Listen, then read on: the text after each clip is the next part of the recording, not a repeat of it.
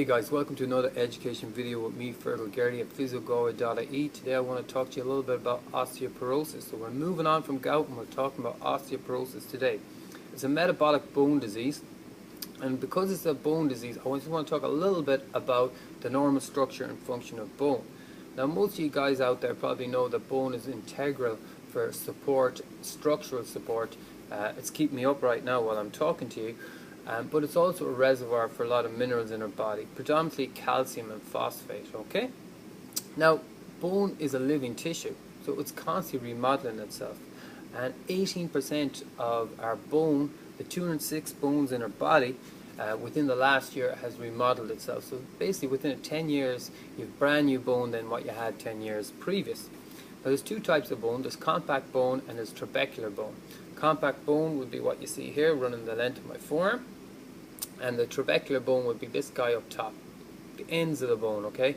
So the compact bone is more denser than this almost honeycomb bone, which is like crisscross bone up at top, which is a trabecular bone, and that is the bone that's predominantly affected in osteoporosis. The two main sites that we see in osteoporosis would be the vertebral column, so in our spine, and also the femoral neck in the hip. So I'll just give you a quick look. So that would be the femoral neck here in the hip. And why is the femoral neck predisposed in the hip? Well, basically because half of the bone within that neck is trabecular bone compared to the compact bone that you'd see down here, which is more denser, okay? Two types of cells are involved in normal bone remodeling: osteoblasts and osteoclasts. The osteoclasts, the one beginning with the C, they're involved in resorbing the bone, so taking up the bone, resorbing the bone, and then they are followed by the osteoblasts, which actually lay down new bone. Now this is a normal process. It's a living tissue. Like other cells within our body, we want this to happen. Now unfortunately in osteoporosis, what happens is the osteoclasts are working harder than the osteoblasts. So as you can imagine, we're left with very fragile bone. Now, looking at the epidemiology of it all, so looking at who's really predominantly affected by this, we see that it's predominantly female and Caucasian, okay? People who live in northern latitudes, so like people like us in Ireland, who we mightn't see as much sun as our friends over here in the US of A, we'd be more predisposed. We're not getting the vitamin D from the sun. There's other factors as well, like estrogen, so we find that it's something that we see a lot with osteoporosis within postmenopausal women. The estrogen helps the bone remodeling, and obviously when we become deficient with the estrogen, we're doing less of this, okay? Anyone else that's involved? Well, basically there's other factors as well. One is decreased physical activity. Smoking, as we discussed in a lot of the other previous videos, including gout, is also predisposing you to osteoporosis because you're not weight bearing as much through the joints. So this is something that we want to weight bear a little bit more with osteoporosis. Alcohol is also involved, okay? So predominantly we'd be seeing somebody who's white, female, and quite skinny. So just to get a mental picture of who we're talking about, you want to look at that lady there, Victoria Beckham. We're not indicating that she's got osteoporosis, but she'd be a prime candidate for osteoporosis because she's got that thin build, okay? So there's not a lot of osteoblasts, so the good cells laying down the bone.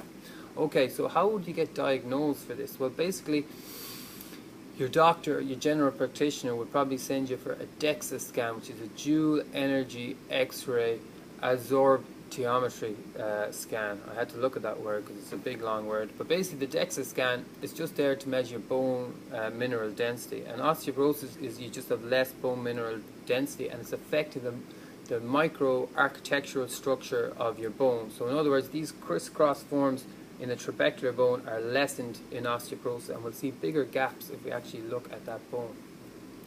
If you're a 65-year-old and you're female, you should go for the DEXA scan. If you are less than 65 but you've gone through menopause, it's suggested that you go for that DEXA scan.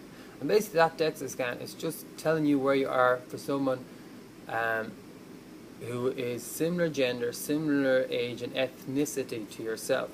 And it works on standard deviations. So basically it is saying that, you know, where you lie within the graph of osteoporosis. Okay, so if we look at this guy here, if you look at that graph there, so if you're in this area here, this is the average for someone your own age.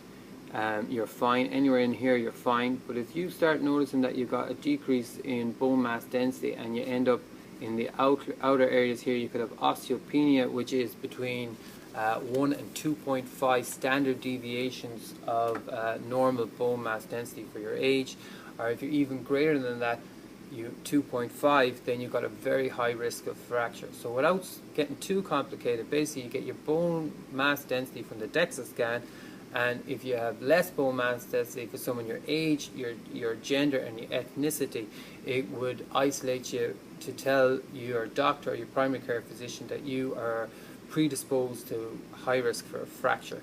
And this is important because previous to this, when people weren't doing the DEXA scans, the first sign of osteoporosis was an actual fracture, and that's why it was called a silent disease. But we're trying to screen now earlier to try and get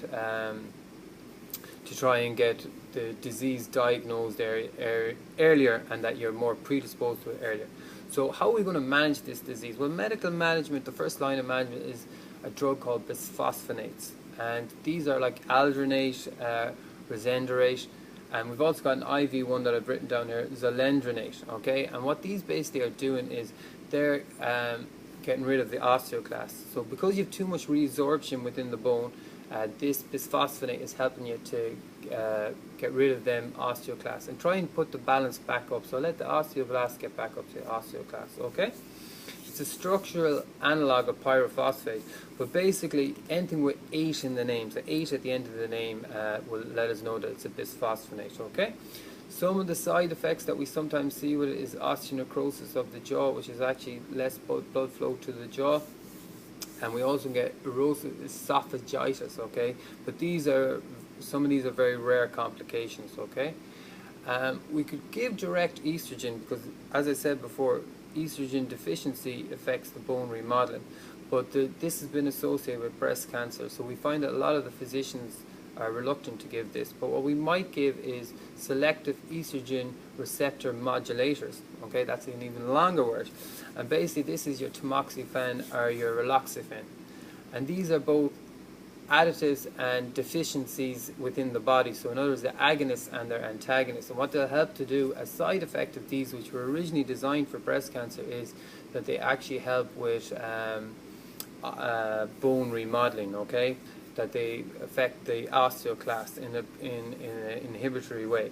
So they're a good thing. Now, the one thing about tamoxifen is it's been associated with endometrium cancer, which is the mucous membrane within your uterus.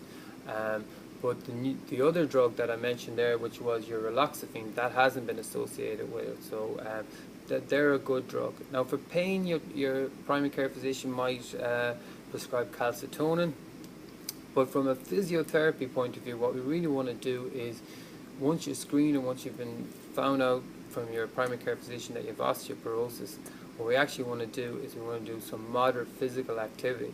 There was a study done on men who do get osteoporosis. It's not just isolated to women, but it's at a lot later stage in life. Maybe instead of the women peaking around after 30 onwards, the men might go a lot later, even to 75 or 85. But they found is 49 to 51-year-old men. They had 2,205 men, I think it was, in the study. They found that if they did a low level of physical activity, that they had a double-fold increase in fracture risk compared to the group who actually did a moderate level of physical activity. So what we be encouraging any clients go up to the clinic is to try and get that balance between the right level of exercise, a moderate level of physical activity. It's a weight bearing, and like I said at the start with the gymnast and the forearm, the more weight that you put through your bones in your body, predominantly standing, doing stuff like squats or like balance exercises, within the safety, you're going to lay down more of them good osteoblast remodeling cells, and that's what we want to do. So that's it really for osteoporosis. One thing I would mention at the very, very end is this could be what you've seen Victoria Beckham in 50 years, okay? So, be careful. This is a disease that predominantly affects the people who might be a little bit more thinner. Most of the diseases that we tend to talk about are related to obesity, but this one is predominantly more thinner white females, as I said, from northern latitude. It's a metabolic bone disorder, and we would recommend doing a moderate amount of physical activity, obviously supervised and obviously planned, and using the DEXA scan to keep an eye out to see what that bone mass density is. Obviously dietary, you can take some calcium and vitamin D, 1200 milligrams of calcium and vitamin D2. That's it for the end of the video on osteoporosis. Thank you for listening, and we look forward to seeing you next week.